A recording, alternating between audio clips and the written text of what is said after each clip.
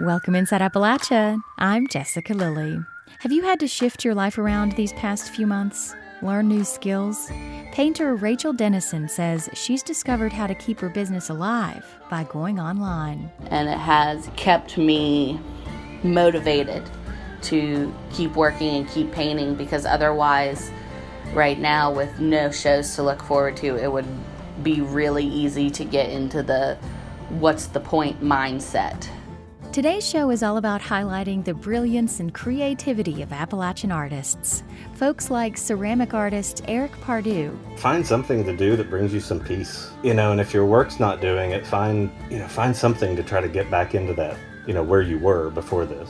Or maybe even beyond where you were before this. Something maybe we came through this and will come out even better. And we meet Virginia-based artist Mark Klein, who creates fiberglass dinosaurs for a wacky time warp tourist destination called Dinosaur Kingdom. What's true and what's not here at Dinosaur Kingdom? To me, it's all true. Hey, we're here, aren't we? We're walking through it. People say, are dinosaurs real? I say, they are to me, kid. You'll hear these stories and more this week inside Appalachia.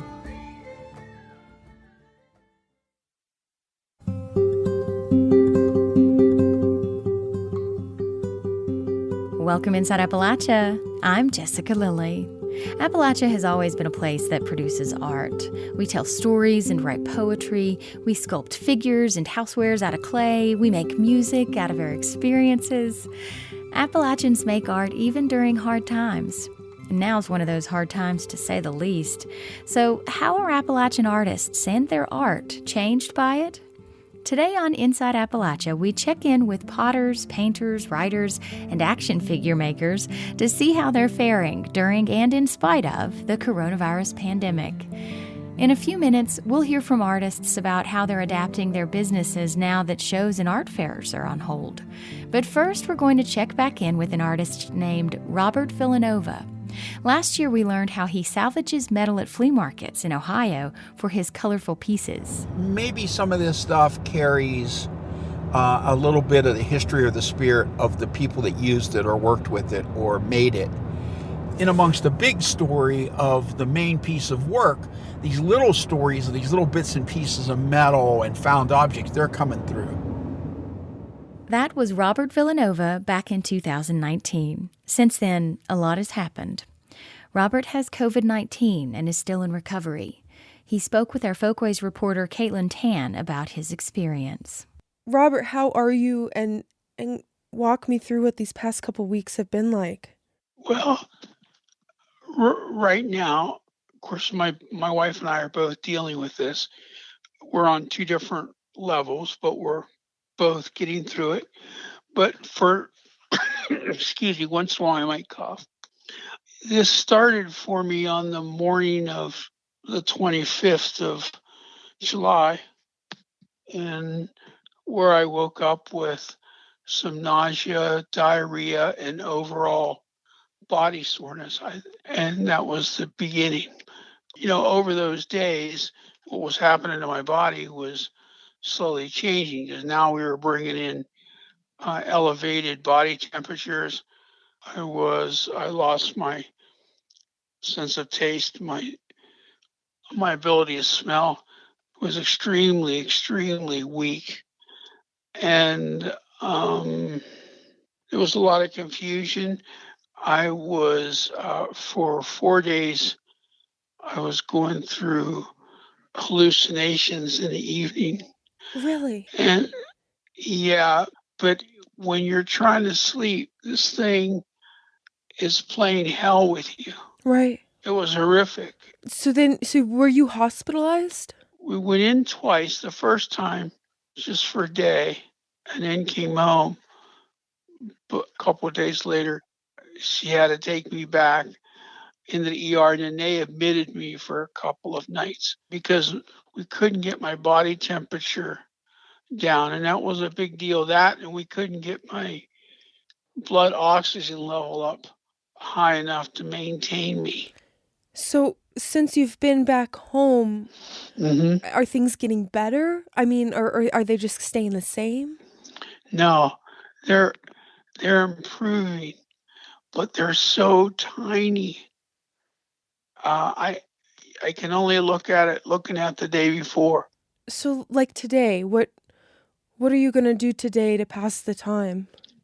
Well, today, there won't be a whole lot.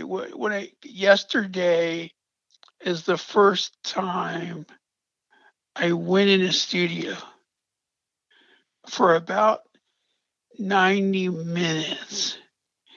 It was the first time in maybe almost 2 weeks.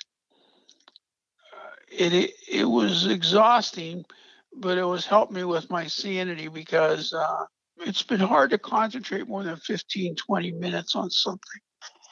And so you kind of lose your train of thought. So today I'm going to try another 1 hour to 90-minute segment if I have the stamina for it.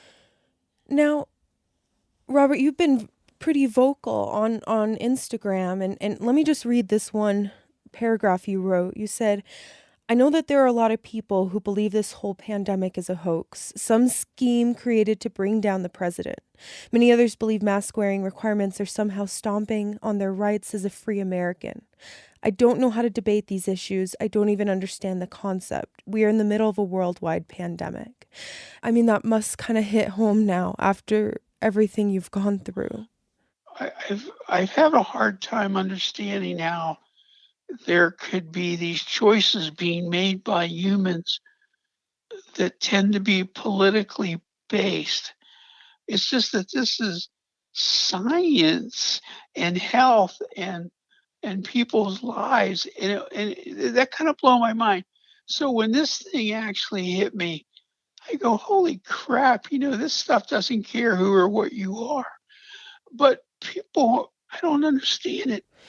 As someone who has been through one of the more extreme versions of COVID, I mean, and you're still recovering, what would you say to someone who is doubting the reality of COVID?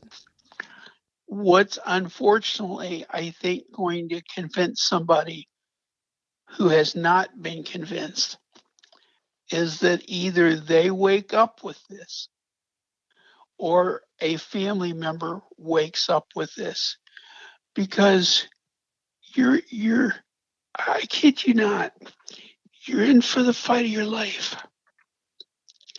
And there's a period where you just want to get through it. And you can't believe it.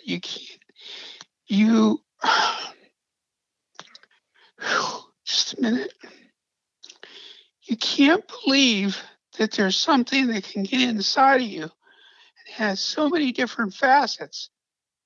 And it's not the damn flu. It goes way beyond that. And it can bring with it so many things. This thing is so for real. It really is. Robert, thank you so much for sharing. Oh yeah, no problem. Thanks. We're happy to report that Robert is still recovering from COVID-19, and he says he's been trying to spend a few hours each day making work in his studio. Robert mentioned that setting aside time to make art has helped him emotionally as he recovers physically. Maintaining some level of our normal habits is something most of us can probably relate to, whether or not we're professional artists. Staying productive helps artists survive financially, too. Next, we'll hear from artists talk about how they're making art and adapting to a changing marketplace. Hi, this is Hannah Linhart, and I am a ceramic artist. My business is called Hannah's Clay Creations, and I am based out of Fairmont, West Virginia. So COVID has impacted my work in a few ways. I was very involved in the craft show circuit and was planning to do many shows this season. But as of right now, it looks like I won't be doing any shows in 2020. So that has been a huge bummer. My name is Lambros Claris. I'm a potter. I'm in Short Creek, West Virginia. I mostly do kitchen-type pottery, and I mostly wholesale. My business has been pretty cyclical for a long time, so this pandemic has definitely affected me. Hello, my name is Rachel Dennison. I am a painter and sculptor, and I live in Smithfield, West Virginia. That's in Wetzel County. once COVID hit and I wasn't able to do in-person sales anymore, I refocused back on my painting because paintings are much safer to ship.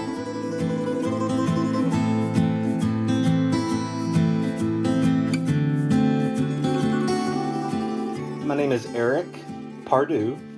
I guess you would say I'm a ceramic artist or a potter, and I live in Milton, West Virginia.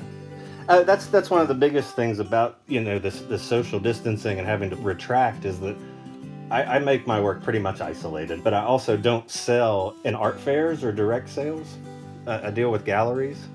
My work has just been going out to them normally, and I haven't had to adjust my selling, but I've seen on their end they've had to.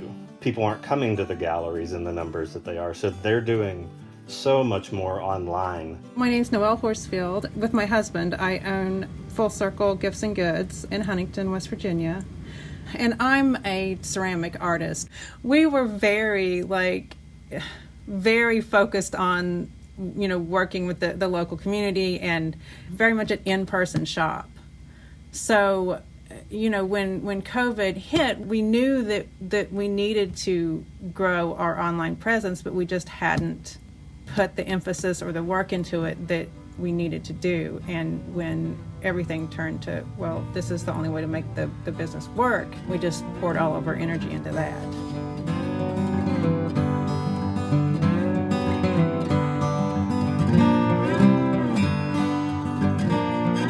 The majority of my sales usually came from artisan shows or brick and mortar shops. I've had to shift more to online recently, and it's been a little bit challenging because of shipping and packaging is always a nightmare. And I feel like it's hard to properly showcase an item just through photography alone. But I feel like that I've just been learning a lot as time goes on.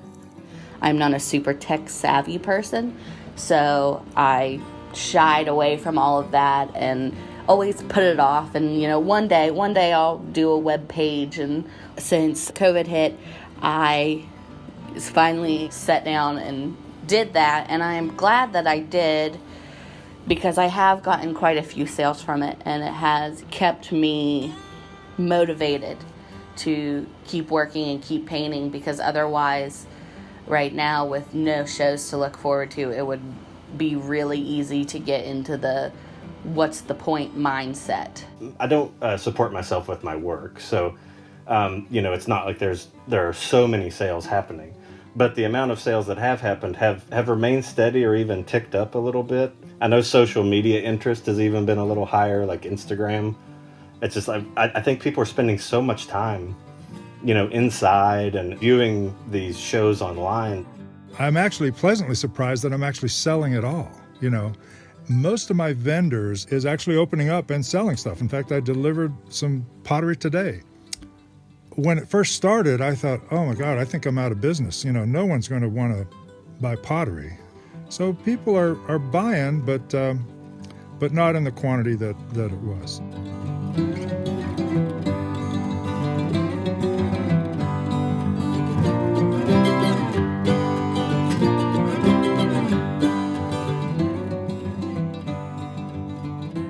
I actually have a lot more time to paint right now because I'm not working. Usually I would have just the summer off. I'm a substitute teacher. So in that way, it's given me more time to focus on my painting, because there's just not much else to do right now besides paint.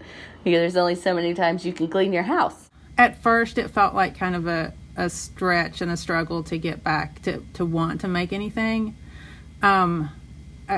I think because it just,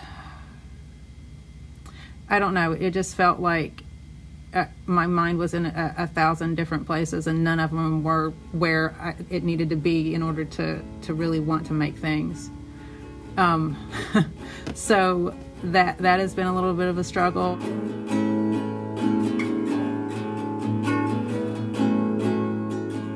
Find something to do that brings you some peace, and if your work's not doing it, find something to try to get back into that, where you were before this, or maybe even beyond where you were before this, something maybe we came through this and we'll come out even better. I hope we can just get back to normal. One thing that helps is we hand out these lunches at my other job every day. The school system's been doing that. And something about doing that has really even kind of fed into my work. Just the positivity of feeling like even that little piece of helping somebody, it's enough positivity to not bring this negative cloud back home to work, in the studio.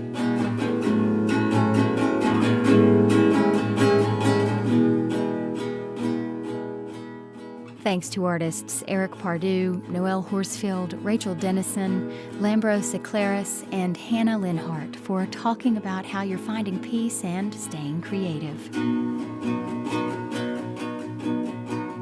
Today we're highlighting some of Appalachia's most creative people. And while we can't get together to celebrate art, one thing we can do is hit the road.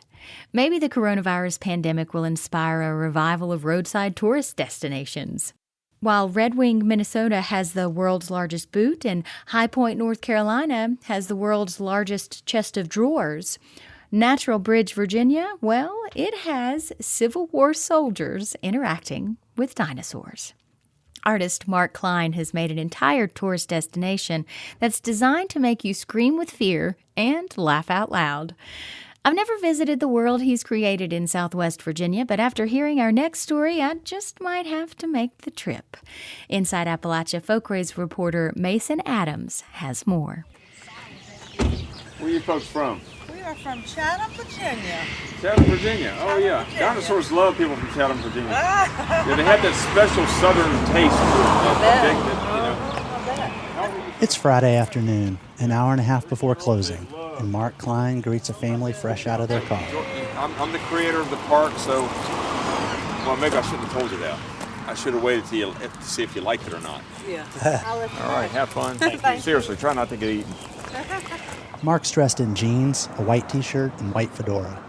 I've met him in the parking lot of Dinosaur Kingdom 2, a roadside attraction across the street from the Natural Bridge Zoo on U.S. Route 11.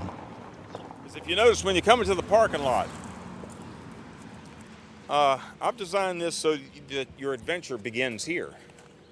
And what you're seeing is the train depot and the Yankee up there fighting the dinosaur on the train car. Dinosaur Kingdom evolved out of one of Mark's previous attractions, the Haunted Monster Museum. He populated a 1-acre space with dinosaurs fighting Civil War soldiers to entertain folks waiting in line for the Monster Museum. Of course, we had a major fire in 2012. The Haunted Monster Museum burned down, but we had all these dinosaurs that survived out in the woods. Mark eventually got a 16-acre piece of land across from the Natural Bridge Zoo, where he built Dinosaur Kingdom 2. He says his interest in the Civil War dates back to a series of events, starting in 1969 with Hurricane Camille, which caused severe flooding in the Virginia mountains where Mark's family lived. My mom gathered me and my brothers up and headed up to Gettysburg, to get us away from the danger. We went up there, and my mom took us to all the museums, all the Gettysburg museums. I saw the wax museums and the little miniature museums, and I was just totally fascinated with that. Mark figured everyone loves dinosaurs, and he's located just south of Lexington, Virginia. We're just down the road from where Robert E. Lee and Stonewall Jackson lived, so we figured that 60% of the battles of the Civil War took place here in Virginia, so we sort of married up the two, fact with fantasy, and it seems to be pretty popular. Dinosaur Kingdom 2 acts as a funhouse mirror for that history, squeezing it into an absurdist revisioning, where Union and Confederate soldiers interact with dinosaurs in bizarre scenes. In one, President Abraham Lincoln sits atop a building as a flying dinosaur makes off with his speech. And you can see that the bird is actually chewing up the Gettysburg Address. Now you know why the Gettysburg Address was so short, because the pteranodon ate most of it. Elsewhere, a steampunk Stonewall Jackson with a trench coat and telescoping arm battles a Spinosaurus. The park culminates with a big T-Rex that swoops down on an outhouse at the very end. All right, head up. All right. Behave yourself. Yeah. And the breath in that thing. Here's the thing. By design, you want to have people as they exit. They saw this T-Rex coming at them in the Johnny house, so about the time they're laughing, talking about it, And they're coming through right here, through this gate. As they exit, the people that are standing on that porch getting ready to buy their tickets are seeing people laughing and enjoying themselves. Now, if those people on the porch are sort of on the fence or deciding whether or not to buy those tickets, they see these people coming out and they just had a great time.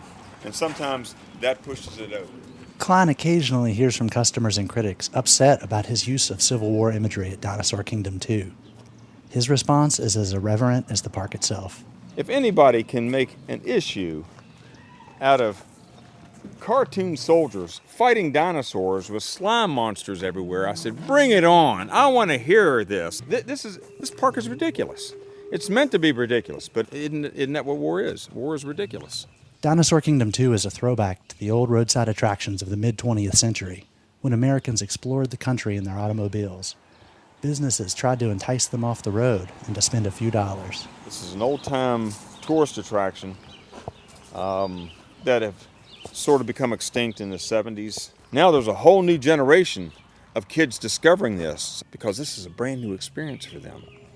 This is something that just doesn't exist anymore, but yet here it is. Mark Klein's something of a throwback himself. People call him the Barnum of the Blue Ridge, and he's definitely got the gift of gab.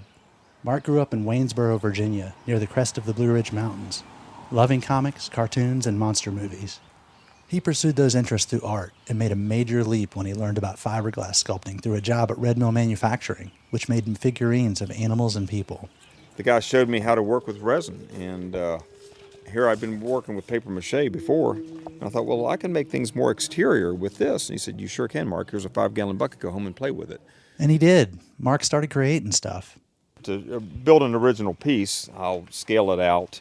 Then I'll use foam, I'll cut out a piece out of foam to the size I want, and then I'll essentially coat that with fiberglass. And if I like that design, I'll make a mold of it so I can make duplicates. After I make the original piece, I can just duplicate it over and over and over and over.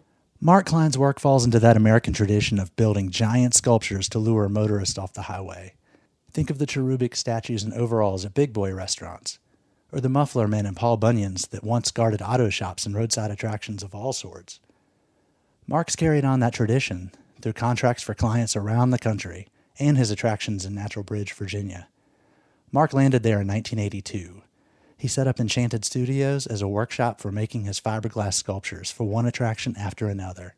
The first and second Dinosaur Kingdoms, the Haunted Monster Museum, Foamhenge.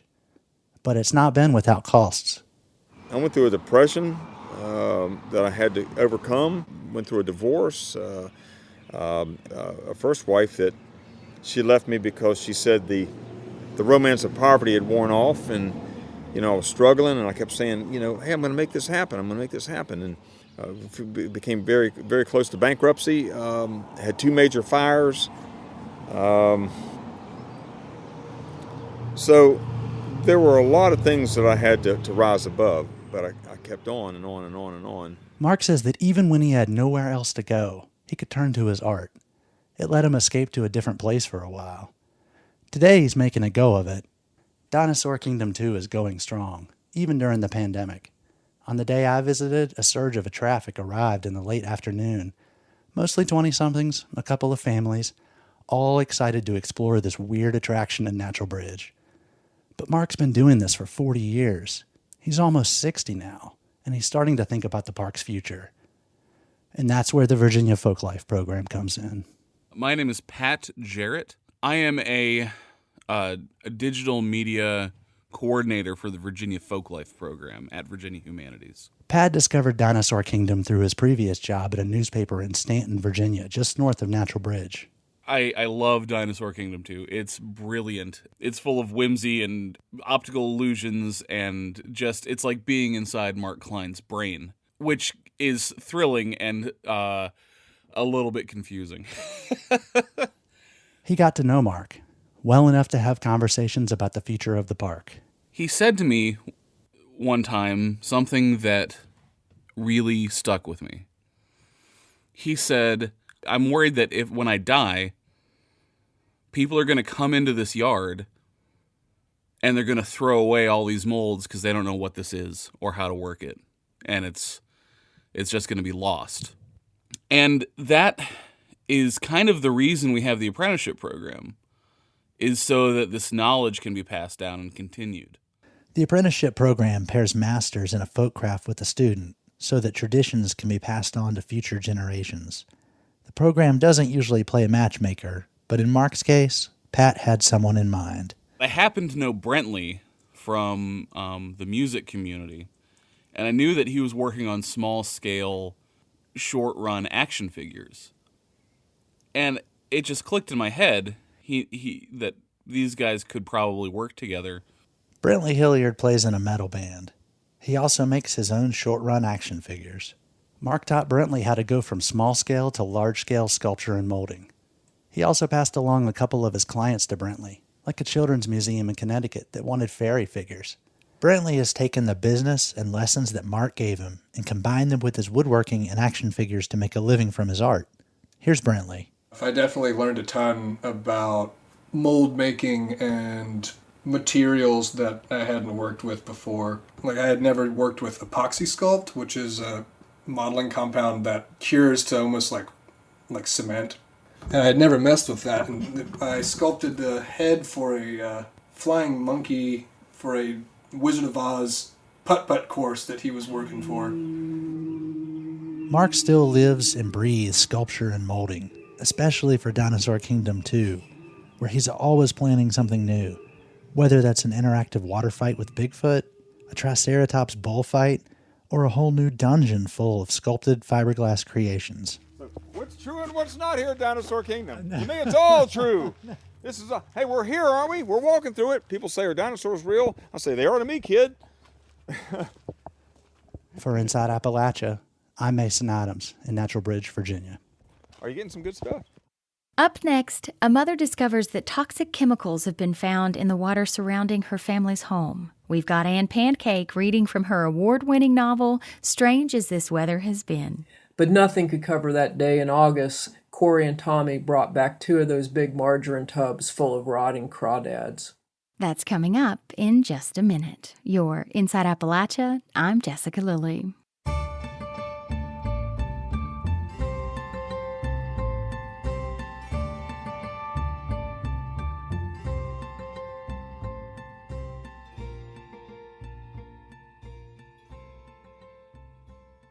Support for Inside Appalachia is provided by Concord University in Athens, West Virginia, with career-focused liberal arts education in more than 80 degrees and programs to pursue various career options, not just a single job. More at concord.edu. There's a long tradition of storytelling in Appalachia, and not all of those stories are preposterous scenarios like dinosaurs taking on Civil War soldiers, like the story we heard earlier. We also tell stories through music and writing.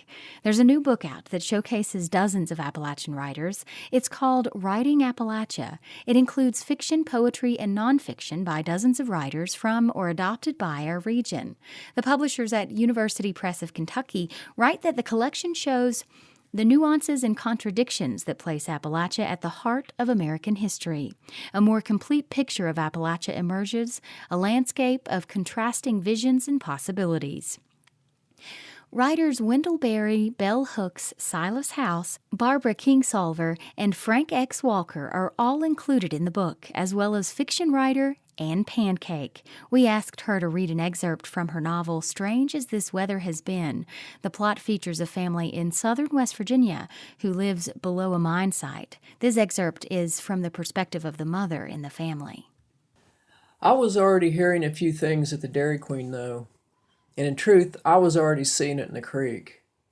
I tried to fool myself about that, too. I said, well, maybe you just remember the water as clearer than it really was.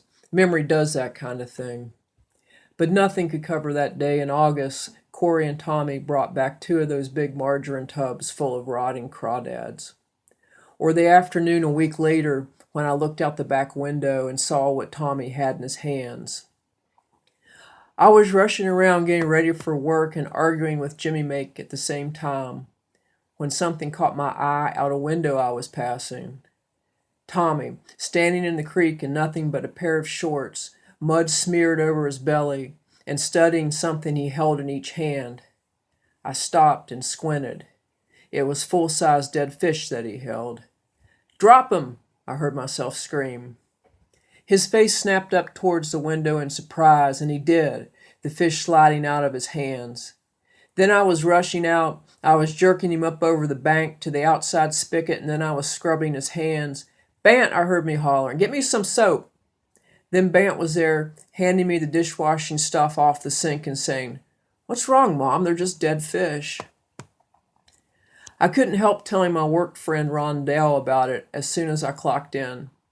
She was busy refilling the soft serve machine on her tippy toes, hefting the sloppy mix bag over the machine's mouth.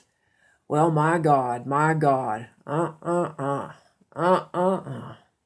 I wasn't real sure how close Rondell was even listening.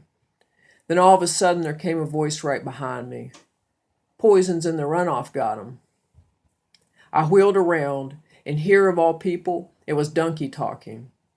This girl no more than 19 came from farther than anybody else to work, from clear over in Boone County. And I tried to be friendly with her at the beginning, but Dunky always acted real nervous, so I gave up. Now I looked at her behind her big purplish glasses and said, "What poisons?" "Mercury." Dunky took one finger and pushed her glasses back up her nose. "Lead, arsenic, cadmium, copper, selenium, chromium, nickel." She stopped and swallowed. Got this look on her face like she just realized we might think she was showing off, and that's not what she meant at all. "At least, that's what's in the slurry," she said kind of apologetically. "Do you know what's over top you all?" Again, that was award-winning fiction writer Anne Pancake reading from her novel, Strange as This Weather Has Been.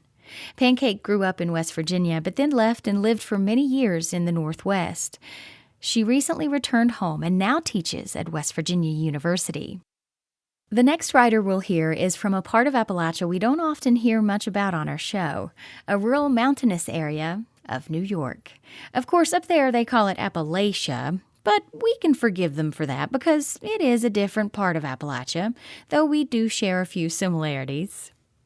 In addition to being a writer, Shannon Hayes is also a farmer.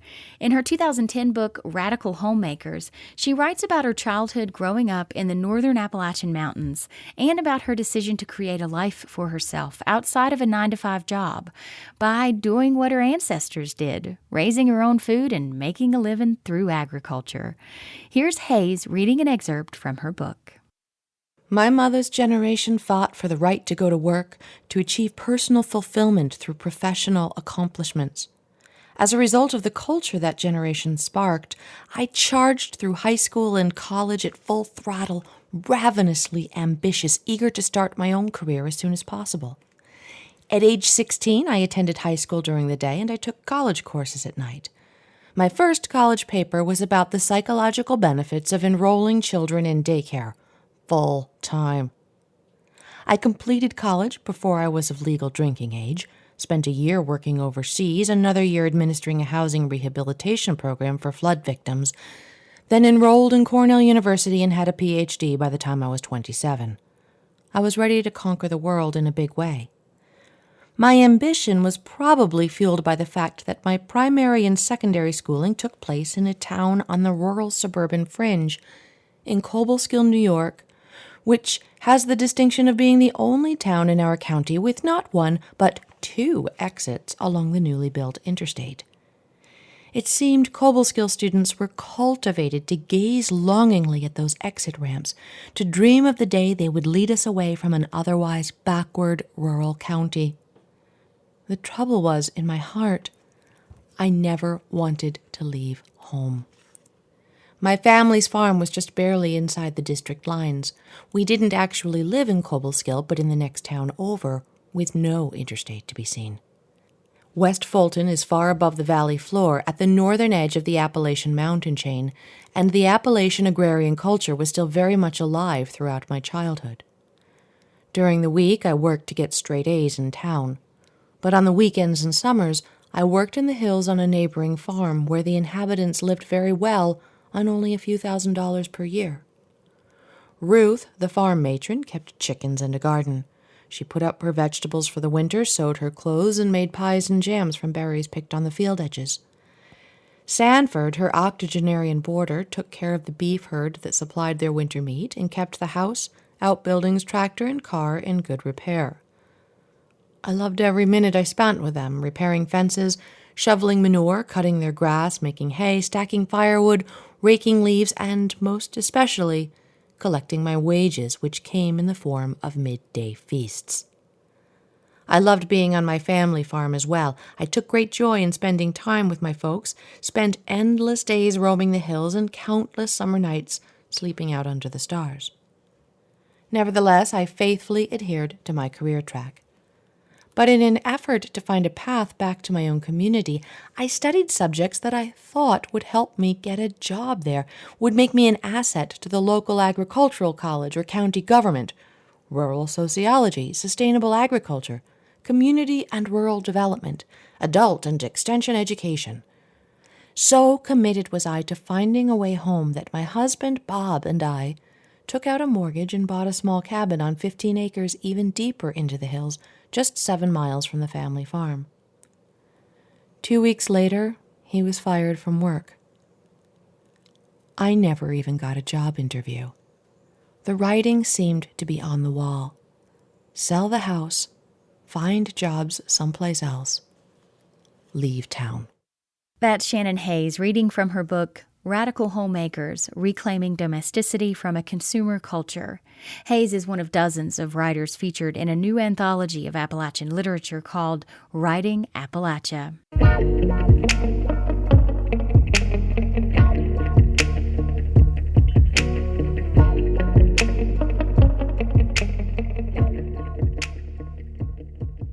In our next segment, we hear from another writer, Jordan Farmer, who wrote a novel called Poison Flood. The book is set in West Virginia, and in the background, the characters are coping with the effects of a water crisis, an actual event that took place in 2014. The story is about a musician's struggle for recognition and to create in a world that doesn't necessarily accept people that look like him. The main character lives with a disability, or as the author describes it, a non-traditional body. Jordan Farmer chatted with our associate producer, Eric Douglas, about his book. What do you hope your readers for Poison Flood take away from the book? Well, I think, first of all, I just want them to be entertained, of course. I think that any art that doesn't entertain you or connect with you on some kind of emotional level, if it's all just moral, then I think it fails the test of what art should do. So at first, I want them to be entertained and engaged and to have some kind of emotional reaction to the characters where they, love them or hate them or feel sympathetic towards them and have some kind of empathetic response, hopefully. Your character, Hollis, he was interesting too in that he's obviously a tremendously talented musician, but he also has a pretty significant disability that he's dealing with. Why did you decide to throw that into the mix? Well, I wanted to write a story where somebody, a narrator or a protagonist, had what I would refer to as an unconventional body. I kind of have one myself. I have a bone disorder that's stunted my overall growth, so I'm about 5 foot tall. And when I was younger and was really interested in literature and books, I was never finding characters who had these kind of different physical bodies or were physically different in some way. And if I did find a story about them, it was always a story that was entirely concerned with the struggle of being physically different. It was never moments of them succeeding in business or love or making art or something else. It was always just focused on the body itself. Hollis deals with the stressful events in his life. He begins composing music in his head and then literally has to get a guitar and compose music to help himself calm down. What's the roots behind that? Are you a musician yourself? No, I'm not a musician myself. I play a little bit of bad punk rock and sort of cowboy chord country guitar, but I wouldn't call myself a musician. Being a creative guy growing up in a small town without a writer group or people who were interested in the same kind of art forms I was, a lot of my friends were musicians. And I think I was deeply influenced by, the kind of music I grew up around. My grandfather giving me Johnny Cash records and stuff to listen to when I was younger. So I wanted to write about the creative process, but I wasn't necessarily interested in the idea of writing about writing. Those kind of books don't always interest me, and I thought that I like music, and I like the performative aspect of music. Is your next book also set in West Virginia? Is that something you plan to continue, or are you moving elsewhere with the next one? I've set this one, The Poison Flood, and the next manuscript I'm working on.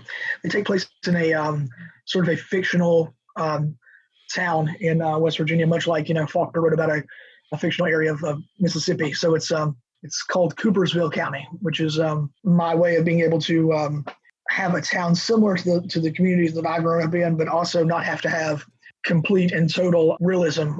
Are you at all concerned about people saying, well, that's just some West Virginia story, and not being interested because it is such a small kind of remote place? I had this idea when I was younger that there just wasn't a place for stories, or a desire for stories from small towns or rural America or places where I'm from. Now I'm not so much sure that's true. Now I think that as long as you're telling an interesting, engaging story, and the themes are something that anyone, anywhere can understand, it's the sort of like daily struggles of life or the universal ideas of what it means to be a person, I think that people will engage with it regardless of the area. I think that your first concern is simply to tell an engaging story. That was Jordan Farmer speaking with Eric Douglas about his novel, Poison Flood.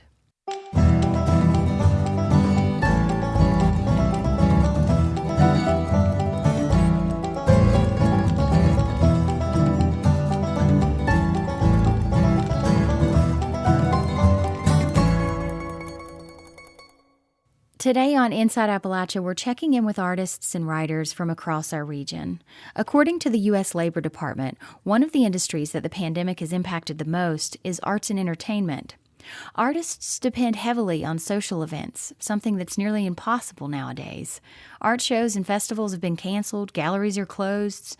Artists have had to move their shops online. The business of being an artist has completely changed, at least for the time being. Today we've heard from several artists from across Appalachia talk about how the past several months have been for them emotionally and economically. Painter Rachel Dennison shared these final thoughts about the future. And then for what the future looks like, that's hard to say. My anxiety brain says, this is it, this is the future, and get used to it. But my heart is really hoping that one day in the not too distant future, we get to go back and live quote unquote normal lives. And that I'll get to be, in the festivals and get to see people's initial reaction to my art, because that's something I love and something that really kept me motivated. And I don't have that now. A Facebook like or an Instagram heart isn't the same as someone's first facial expression when seeing your work. So I just have to hope that things will get better. Thanks, Rachel, for letting us know how you're adapting. Caitlin Tan helped record that story along with the other artists we've heard from in today's show.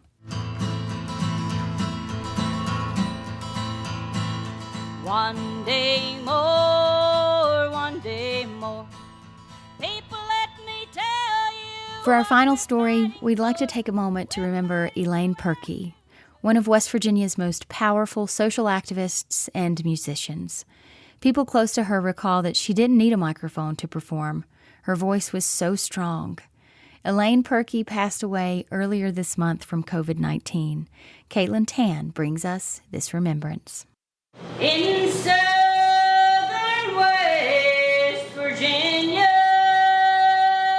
Elaine Purkey grew up a coal miner's daughter in the mountains of Lincoln County. She was a coal miner's wife, a mother, grandmother, and great-grandmother, but much of her life was spent as a musician activist, taking part in writing songs for many of the major union strikes over the past 50 years. There's something evil going on. They're tearing up our mountains. Purkey was internationally known. One of her performances was featured in a PBS documentary, and she played in the 2003 Smithsonian Folklife Festival. And she's included in a folklife collection in the Library of Congress. But all her inspiration came from the Mountain State. I mean, she's hardcore at Southern West Virginia. That's Rick Wilson. He's a native West Virginian who works with the American Friends Service Committee, a Quaker social justice group. West Virginians are almost tribal in some ways. You know, there's just like this real visceral connection to place. And I'd have to say it wasn't just a connection to place, but it was a connection of solidarity, sympathy for the poor and the disadvantaged. Wilson says Purkey learned to play guitar and sing from her family. Legend has it that as a young girl, her father would put her on top of a rock to sing to whoever happened to walk by, Wilson says. You didn't want to hear Elaine sing in a small room because she could just blow you away. We'll protect our homes, our mountains. You can do the same, or you better stay away. Wilson and Purkey were friends for over 30 years, first meeting at a coal workers' strike and later bonding over their love of music. Her song, One Day More, is about the 1990 to 92 Ravenswood lockout, where nearly 2,000 United Steelworkers Union members demanded safer working conditions. It became one of her most famous songs, featuring in the 2006 Smithsonian Folkways Recordings album, Classic Labor Songs. Here's Purkey playing the song at a West Virginia Folklife program event in Kimball in 2017. It's about union workers outlasting companies by one day to get their demands met.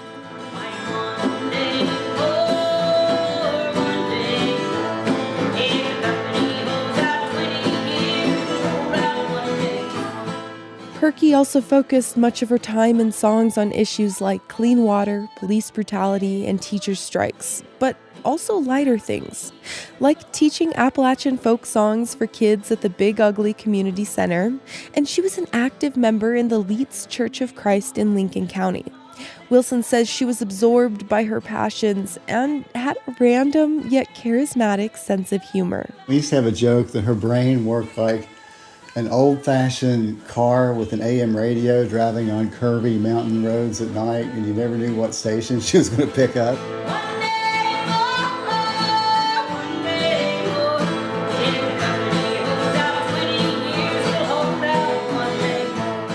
Jeff Bosley was another friend of Purkey's. He's a recording event production engineer based in Huntington. He met her through the music industry 10 years ago and describes her as fire and vinegar. She never stopped. And you know, for us to be in position here talking about Elaine being stopped, it's just, it doesn't really compute at this point. It just doesn't. She was like an elemental force of nature. Bosley recorded Purkey singing the old Hazel Dickens song, Fire in the Hole, at the opening of the Mine Wars Museum in Matewan in 2015. Tell it in the country, tell it in the town. Miners down in Mingo laid their shovels down. We won't pull another pillar, load another ton, or lift another finger till a union we have won. Stand up, boys, and let the bosses know. Turn your buckets over, turn your lanterns low. I think Elaine was really singing about what she felt, what her thoughts were, and what her experiences were. It's just so sincere and comes straight from the heart. Purkey's friend Rick Wilson says she truly believed in West Virginia and its ability to persevere, much like her song says in One Day More. I think Elaine's advice to us in these days, which are really dark in more ways than one, would be to hold out one day more.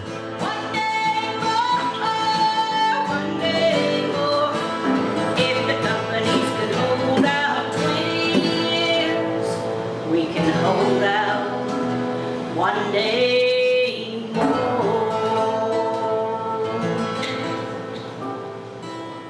For Inside Appalachia, I'm Caitlin Tan. Elaine Purkey died on September 2nd of COVID-19.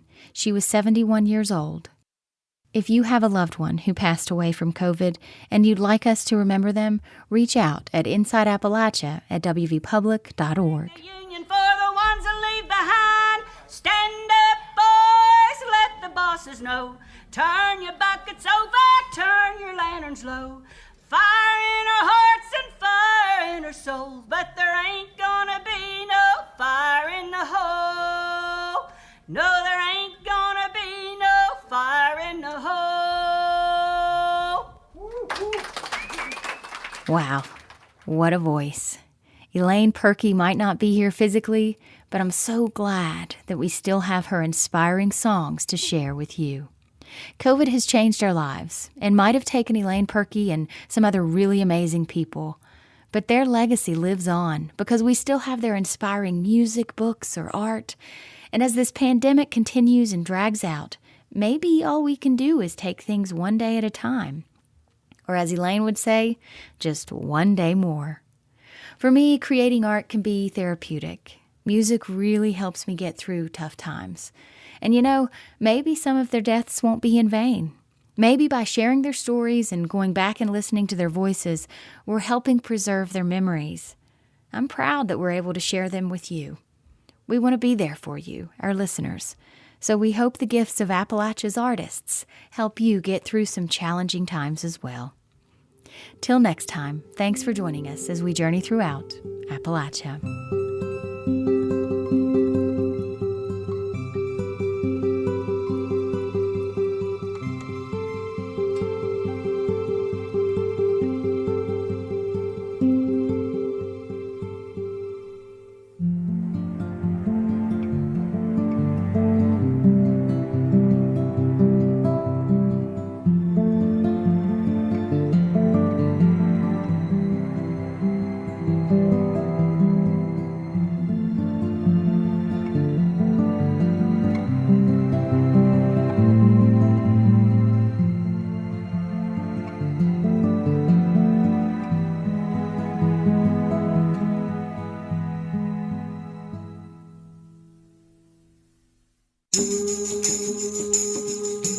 We had help producing Inside Appalachia this week from the West Virginia Public Broadcasting Southern Coalfields Reporting Project, which is supported by a grant from the National Coal Heritage Area Authority. Special thanks to the West Virginia Folklife Program at the West Virginia Humanities Council. Our theme music is by Matt Jackford. Our music this week was provided by Dinosaur Burps and Elaine Purkey. Roxy Todd is our producer. Erica Douglas is our associate producer. Our executive producer is Andrea Billups. Kelly Libby edited our show this week. Our audio mixer is Patrick Stevens. You can find us on Twitter at @InAppalachia. You can also send us an email to insideappalachia@wvpublic.org. Visit wvpublic.org/InsideAppalachia to sign up for the Inside Appalachia newsletter. There you can also subscribe or download all of our stories, or look for the Inside Appalachia podcast wherever you get your podcasts. I'm Jessica Lilly.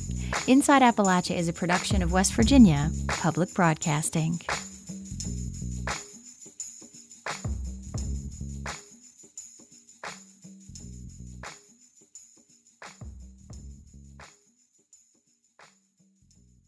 Support for Inside Appalachia is provided by Concord University in Athens, West Virginia, with career-focused liberal arts education in more than 80 degrees and programs to pursue various career options, not just a single job.